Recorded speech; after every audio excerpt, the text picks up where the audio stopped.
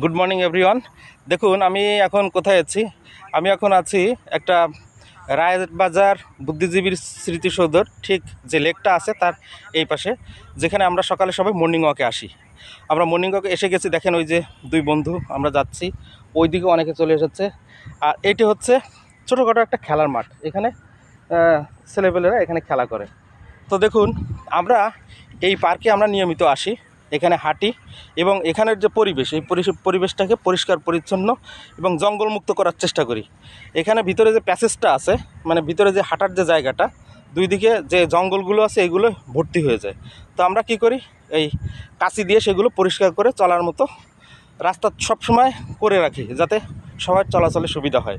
তো দেখুন আমরা যে মর্নিং ওয়াকে আসি, এই মর্নিং ওয়াকে এসে আমরা কিন্তু একটা হেলথ টিপস আমরা কিন্তু প্রত্যেক দিন দিয়ে থাকি। তো আজকে একটা হেলথ টিপস আপনাদের দিব, একটু মন দিয়ে শোনেন।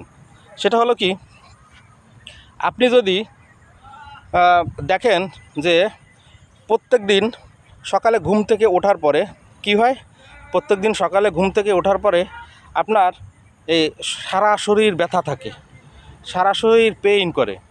কিন্তু আস্তে আস্তে যখন আপনি একটু হাঁটাচলা করেন, গায়ের ব্যথা, কোমরের ব্যথা, এগুলো সব আস্তে আস্তে ধীরে ধীরে কমতে থাকে। তার মানে কি হলো, আপনার ফিজিক্যাল মুভমেন্ট হওয়ার সাথে সাথে আপনার শরীরের যে পেইনটা আছে আস্তে আস্তে সরে যায়। তাহলে এর মূল কারণ কি জানেন? এর মূল কারণ হচ্ছে আপনার বডিতে ব্লাড সার্কুলেশনটা স্লো হচ্ছে। এই যেখানে দেখবেন ব্লাড সার্কুলেশন স্লো, সেখানে কিন্তু পেইন হয়। তো এখন কি করতে হবে, এখন কিন্তু আপনাকে নড়ে চড়ে বসতে হবে। আপনার এভাবে শুয়ে থাকলে হবে না। আপনার বডিতেই সিগন্যাল দিচ্ছে যে আপনাকে শুয়ে বসে থাকলে আপনাকে কায়িক পরিশ্রম করতে হবে, আপনাকে শক্তির চর্চা করতে হবে। এইগুলো যদি থাকে আপনার শরীরে ব্লাড ফ্লো ভালো হবে। আপনি একটা লিপিড প্রোফাইল করাবেন, লিপিড প্রোফাইল করালে আপনি কিন্তু বুঝতে পারবেন আপনার শরীরে কোলেস্টেরল পরিমাণ কেমন আছে। আমরা জানি ব্যাড কোলেস্টেরল এবং গুড কোলেস্টেরল, দুই ধরনের কোলেস্টেরল থাকে। তো যদি এরকম যদি কোনো বেশি তারতম্য হয়ে যায়, তখন কিন্তু আপনাকে কোলেস্টেরল কমাতেই হবে। এবং এই কোলেস্টেরল কমানোর ওষুধ খাবেন না। কোলেস্টেরল কমানোর ওষুধ খেয়ে কিন্তু অনেকের ক্ষতি হচ্ছে। সেটা কি, এই বেশি কোলেস্টেরল কমানোর একদিকে ওষুধ খাচ্ছেন, আবার দেখা যাচ্ছে আপনি যে ফুডগুলো আছে ডাক্তার কিন্তু নিষেধ করে দেয়, কোলেস্টেরল হলে আপনি এটা খেতে পারবেন না, ওটা খেতে পারবেন না, এটা বাদ ওটা বাদ। এই ফলে কী হচ্ছে, আপনার শরীরে কোলেস্টেরলের ঘাটতি হচ্ছে। কোলেস্টেরলের ঘাটতি হলে কী হয় আমি বলে দিই। আপনার শরীরের মূল যে হরমোন, সেটা হচ্ছে একটা হচ্ছে প্রোজেস্টেরন আর একটা হচ্ছে ইস্ট্রোজেন, একটা হলো ইস্ট্রোজেন আর একটা হচ্ছে প্রোজেস্টেরন। এই দুটো হরমোনের নিঃসরণ বন্ধ হয়ে যাবে। এটা বন্ধ হয়ে গেলে আপনার শরীরের সমস্ত এনার্জিগুলো, আপনার শরীরের যে যৌবন, এটা কিন্তু আস্তে আস্তে ক্ষয়ে যাবে।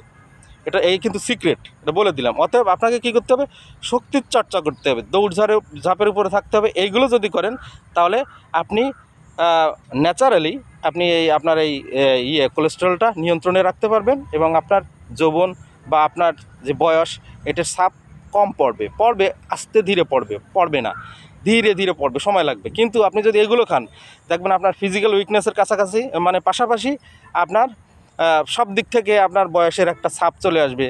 কারণ কি, আপনার তো শক্তিই থাকতেছে না, আপনার শরীরে হরমোন উৎপাদনই হচ্ছে না। এই দুই ধরনের হরমোন, ইস্ট্রোজেন, প্রোজেস্টেরন, এই দুটো হরমোনের মেইন র ম্যাটেরিয়ালস কিন্তু কোলেস্টেরল। আপনারা জানেন কি না, দুটো প্রিকারসরকে কোলেস্টেরল বলা হয়। এই দুটো হরমোনের মেইন যে র ম্যাটেরিয়াল, সেটা হচ্ছে কোলেস্টেরল। তা কোলেস্টেরল যদি আপনি বন্ধ করে দেন, সেটা কি ফুডের মাধ্যমে বন্ধ করছেন, আবার আরেকদিকে ওষুধ খাচ্ছেন, তাহলে আপনার এটা একটা সাইড এফেক্ট হবেই।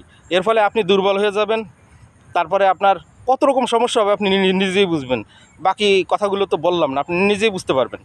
যখন আপনার ফিজিক্যাল উইকনেস চলে আসবে, আপনার কোনো কাজে মন বসবে না, তারপর ওই যে যৌবন সেটা কমে যাবে। তাহলে বুঝুন, ন্যাচারালি আপনার শরীরকে ফিট রাখার জন্য আমি যে কথাগুলো বলি, সেগুলো কতটা ইম্পর্ট্যান্ট। তো সবাই ভালো থাকুন, সুস্থ থাকুন, সবার মঙ্গল কামনা করি। আর প্রত্যেকদিন সকালে মর্নিং ওয়াকে আসবেন। মর্নিং ওয়াকে আসলে কি হবে, অনেকের সাথে দেখা হবে, শারীরিক মানসিক সব দিক থেকে আপনি সুস্থ থাকবেন, তৃপ্তি পাবেন। এর থেকে আর কিছু নেই। সকালবেলা বন্ধুবান্ধবদের সাথে দেখা হলে এর থেকে আর আনন্দের কী আছে। এটাই কিন্তু জীবন। প্রকৃতিকে সময় দিন, প্রকৃতির সাথে সময় কাটান, দেখবেন আপনি অনেক ভালো থাকবেন, মেন্টালি অনেক সুস্থ থাকবেন। আর ভালো ভালো কাজ করার চেষ্টা করবেন। যে সমস্ত সেবামূলক কাজ আছে, আপনি যদি সেগুলো করেন, তাহলে আরও মানসিক তৃপ্তি পাবেন।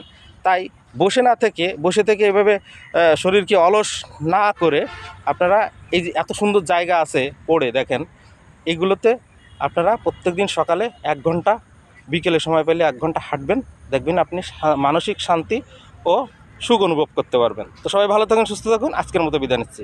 শুভ সকাল।